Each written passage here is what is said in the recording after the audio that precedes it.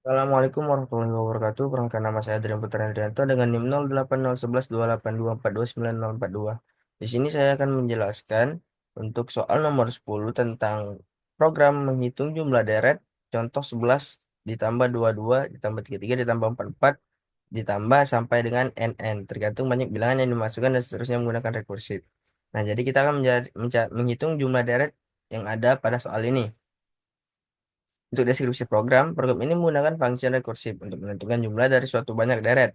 Proses yang dijalankan adalah jika n sama dengan 1, kemudian return 11 jika terpenuhi. Jika kondisi tidak terpenuhi, maka kita akan lakukan proses 11 dikali n ditambah jumlah deret n-1.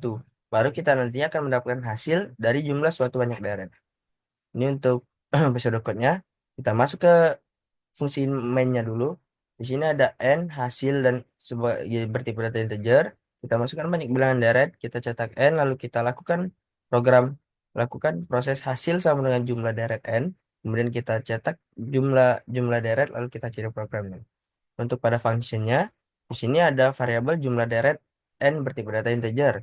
Kemudian kita masuk ke pernyataan kondisi if. Jika n sama dengan 1, apabila terpenuhi maka kita lakukan proses cetak 11. Namun apabila tidak terpenuhi maka kita lakukan perubahan, lakukan proses 11 dikali n sama dengan jumlah deret n-1. Selanjutnya kita masuk ke program codingnya. Untuk di program coding, kita masuk ke fungsi mainnya dulu. Ada n hasil bertipe data integer. Kemudian kita masukkan banyak bilangan dalam deret. Kita cetak n. Kemudian prosesnya hasil sama dengan jumlah deret n. Kemudian kita cetak jumlah deret, lalu hasil, dan n line. Lalu kita akhiri. Untuk selanjutnya itu kita masuk ke pernyataan functionnya.